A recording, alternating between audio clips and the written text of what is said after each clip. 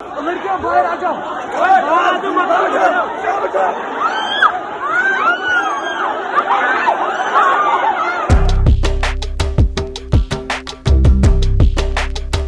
और पूरी की पूरी एडमिनिस्ट्रेशन हम लड़कियों के ऊपर चढ़ी, किसी को गला दबाया सर, मेरा गला भी दबाया सर, मुझे नाखून के निशान भी है अभी इधर नेक पे सर।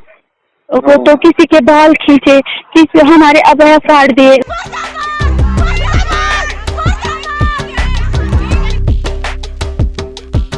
हमने 10-10 लाख रुपया एक पेरेंट ने दिया है 3 साल में खर्च हो गए हैं और 3 इंक्लूडिंग मेस।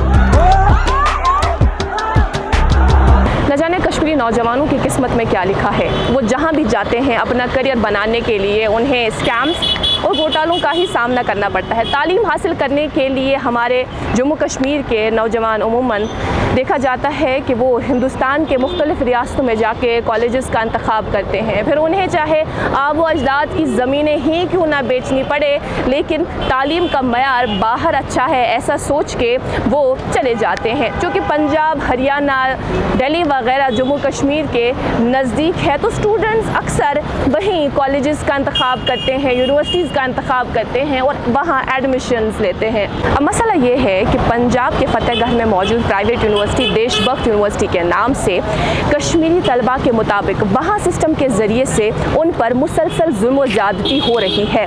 कई स्टूडेंट्स ने पीसफुल प्रोटेस्ट किया था, लेकिन जब दो ग्रुप्स के दरमियान झड़प हुई तो कई कश्मीरी स्टूडेंट्स ज़ख्मी हुए, कुछ अस्पताल में मुंतकिल हो गए और कुछ पर जुल्म ज़्यादती की इंतहा हुई, कपड़े फाड़े गए। एक लड़की पर इस दौरान क्या बीतती है सुन लीजिए उनसे की हुई ये बातचीत। 2020 में जो नर्सिंग कॉलेज था यहाँ पे एक ही कैंपस था नर्सिंग के लिए, कोई और कॉलेज नहीं था सर। हमारे जब पूरा साल एक साथ पढ़ा सर, को एजुकेशन में पढ़ा सर। हमारे एनुअल एग्जाम्स के टाइम हमारा जो एनरोलमेंट है सर, एनरोलमेंट नंबर है सर, वो हमें चेंज हो गया सर। पहले जो हमें इशू हो गया था वो था 20FON BSNR।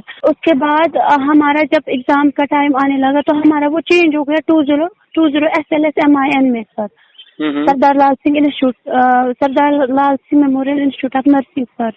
देशभक्त यूनिवर्सिटी में कई कोर्सेज कराते हैं और कुछ कोर्सेज उनमें ऐसे भी हैं जो पैरामेडिकल कोर्सेज हैं। 2020 में मुख्तलिफ इलाकों से स्टूडेंट्स ने एडमिशन लिया था इसी को एजुकेशन यूनिवर्सिटी में, जिनमें अक्सरियत कश्मीरियों की थी। पहले साल तो ठीक ही जा रहा था, सब स्टूडेंट्स पढ़ रहे थे। इम्तहान के वक्त रजिस्ट्रेशन नंबर्स और रोल नंबर्स में स्टूडेंट्स को मसला दरपेश आ रहा था, तो वो दरियाफ्त करने के लिए एडमिनिस्ट्रेशन के पास जाते हैं, उनके सामने बात रखते हैं। दरअसल उन्होंने कहा कि टेक्निकल ग्लिच की वजह से ऐसा हुआ, आप इम्तहान दे। उधरी मसले पर मिट्टी डाली गई। कुछ वक्त के बाद 2021 में डिविजन्स हुए। को एजुकेशन यूनिवर्सिटी में लड़कों को एक बिल्डिंग मिली, लड़कियों को दूसरी बिल्डिंग मिली और वो सारी लड़कियां वहां पर शिफ्ट होती है। वक्त के साथ साथ पता चलता है कि बिल्डिंग ही नहीं, वो कॉलेज ही अलग है, लाल सिंह नर्सिंग कॉलेज। तो हमने उस टाइम प्रोटेस्ट किया कि कैसे हमें पूछे बिना हमारी नॉलेज में लाए बगैर आप लोगों ने कैसे हमें शिफ्ट किया। माइग्रेशन का कोई प्रोसेस होता है वो हमें पता ही नहीं है। या फिर हमारी फाइल थी सर जो हमने DBIN में एडमिशन करते वक्त बनाई थी सर, वो भी चेंज किए थे इन्होंने अपने सिग्नेचर खुद हमारे सिग्नेचर किए थे स्टूडेंट्स के। स्टूडेंट से साइन लिया गया था पहले, ना ही उनसे कंसेंट ली गई थी बल्कि उनके बदले खुद साइन किया था। और साथ में लड़कियों को उस बिल्डिंग में शिफ्ट करने का मुद्दा मकसद ये था कि लड़कियां हैं ज़्यादा परेशान नहीं करेंगी। और इसी परेशानी में स्टूडेंट्स को ये मालूम पड़ता है कि लाल सिंह कॉलेज तो रजिस्टर्ड ही नहीं है इंडियन नर्सिंग काउंसिल के साथ। अब वो जाते हैं देशभक्त यूनिवर्सिटी के एडमिनिस्ट्रेटर के पास पूछने ये सवाल, तो वहाँ से जवाब मिलता है कि नया कॉलेज है, कुछ वक्त 2-3 मंथ्स में रजिस्टर होगा। अब देशभक्त यूनिवर्सिटी उनको आज ये कहती है कि मेरे पास आप लोगों के सवाल का कोई जवाब नहीं, जो हो गया सो हो गया। कमो बेश 70 स्टूडेंट्स हैं नाज़रीन मोहतरम जो इस वक्त इस मुसीबत में हैं और जो उनके खिलाफ प्रोटेस्ट कर रहे हैं। 3 वीक्स पहले अप्रोक्सीमेटली हम इनके पास गए, हमने अपने डायरेक्टर सर को ऑफिस में बोला कि सर आप लोग क्यों बोलते हो कि INC प्रोसेस में कितना टाइम लगेगा, उसकी प्रोसेस में अभी तक क्यों नहीं आई। तो डायरेक्टर सर उठे वहाँ से, सीधा बोला कि मुझे नहीं पता है बच्चों, आप लोगों के पास कुछ नहीं है, मैं नहीं जानता, मुझे कुछ नहीं पता, मुझे मत बोलो, मैं यहाँ पे नया हूँ। उसके बाद हमने बोला कि सर आप लोगों ने फिर क्यों हमें झूठ बोला अभी तक। देशभक्त यूनिवर्सिटी की इनटेक कैपेसिटी है 40, मैक्सिमम 100, लेकिन एडमिशन मिला था 170 बच्चों को। पैसे उन्होंने दिए लेकिन फिर सड़क पर फेंके गए। ये है हमारा यूथ और ये है उनका फ्यूचर। पिछले कुछ दिनों से लगातार उनका प्रोटेस्ट जारी है। प्रोटेस्ट करने के लिए सड़क पर होते हैं। एक और ग्रुप देशभक्त जिंदाबाद के नारे लगाने के लिए वहीं आकर बैठ जाते हैं। कल रात इन्होंने हद ही पार कर दी, तो सुबह क्या हो गया कि पूरी पुलिस की टीम आई हमारे पास, DSP ma'am, SP, SHO, 2-4 SP भी थे उसमें। तो ये सब हमारे पास आके इन्होंने बोला कि आप लोग, और मैंने पूरा फैकल्टी जो है यूनिवर्सिटी का सारी अप्रोक्सीमेटली 300 पीपल थे वो सब। जाहिर सी बात है जो दूसरा ग्रुप है वो देशभक्त यूनिवर्सिटी के हक में नारे दे रहे थे, तो यहाँ से जो बच्चे खिलाफ में थे तो वो ऑफेंड होते हैं और उसके बाद झड़प होती है, पुलिस पहुँचती है। बच्चों के मुताबिक वहाँ जुल्म ज़्यादती की इंतहा होती है, लड़कियों के अबया काटे जाते हैं और कुछ अस्पताल में मुंतकिल होती है, कुछ सड़क पर पड़ी होती है और कुछ पुलिस स्टेशन में बंद। और पूरी की पूरी एडमिनिस्ट्रेशन हम लड़कियों के ऊपर चढ़ी, किसी को गला दबाया सर, मेरा गला भी दबाया सर, मुझे नाखून के निशान भी अभी इधर नेक पे सर, वो तो किसी के बाल खींचे, किसी हमारे अबया फाड़ दिए लोगों ने और सीधा बोल रहे थे इनके गाउन फाड़ दो, इनके गाउन फाड़ दो जो हमें अबया पहन के सर। वीडियो जो सामने आया इस हवाले से काफ़ी ज़्यादा डिस्ट्रेसिंग लगा और देखा हमने कि किस तरह से स्टूडेंट सड़क पर थे। फिलहाल देशभक्त यूनिवर्सिटी के खिलाफ FIR लॉन्च हुआ है और देशभक्त यूनिवर्सिटी की जो एडमिनिस्ट्रेशन है उन्होंने कुछ दिन कबल अपनी यूनिवर्सिटी को ही बंद किया था और कहा था कि पर्सनल रीजंस की वजह से फिलहाल हम यूनिवर्सिटी को बंद करते हैं।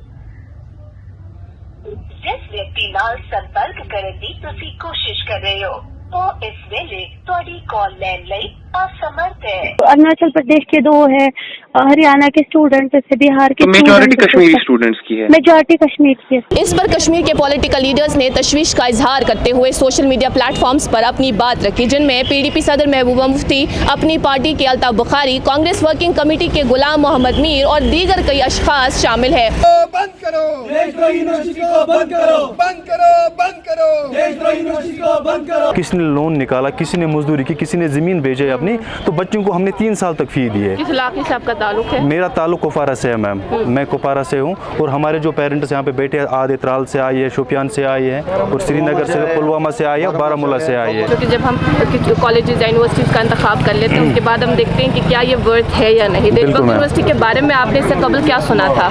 जी मैम, जब हमने वहाँ पे एडमिशन के लिए गए हैं तो उन्होंने हमें कहा कि जी हाँ हमारे पास सीट्स तो बिल्कुल अवेलेबल है। उन्होंने हमें कॉल लेटर भेजी, उन्होंने हमें फीस रिसिप्ट दे दीजिए जो मेन कैंपस देशभक्त के नाम से है मैम, ठीक है मैम।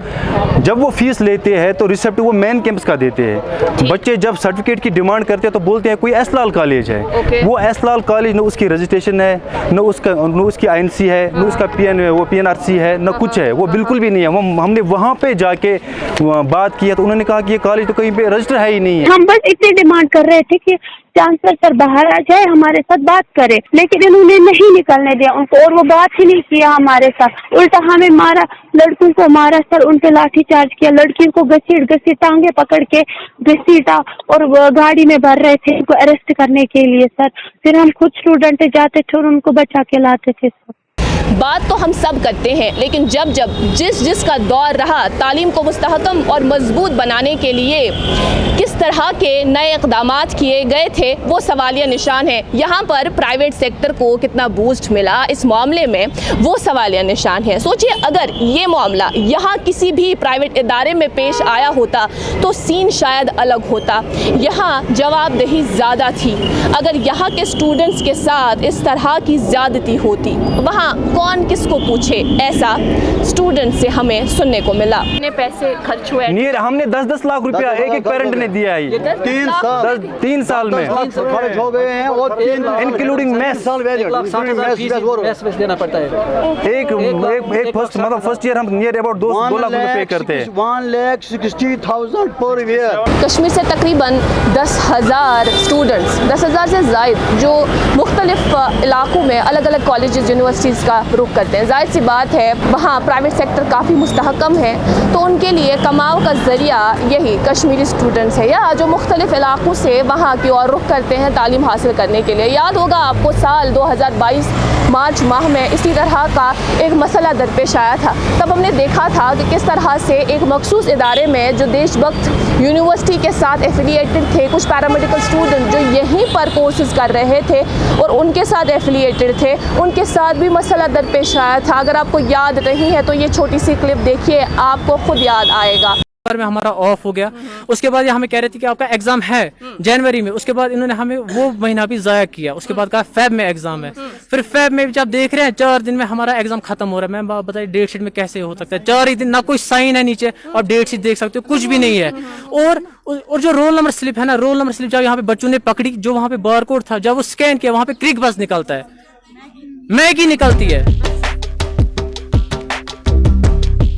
तब हमने फिर देशभक्त यूनिवर्सिटी के रजिस्ट्रार से बात की थी और उनके पास हमारे सवालों का तब भी जवाब नहीं था। आज अब ये बुरी तरह से फंसे हैं। तो क्या आप उनको जानते ही नहीं? आप उनको जानते ही नहीं? शुक्रिया जी, क्या आप उनको हमें पता है, लेकिन आप हमें ये बताइए ना कि आप उनको जानते ही नहीं? हमने जानते हैं कि आने वाले दिनों में ये जो मसला है किस तरह का रुख इख्तियार करें वो देखने वाली बात होगी। फ़िलहाल अभी के लिए इतना ही। कैमरा पर्सन ऐमन फयाज के साथ मैं इकरा खून कश्मीर लाइव के लिए।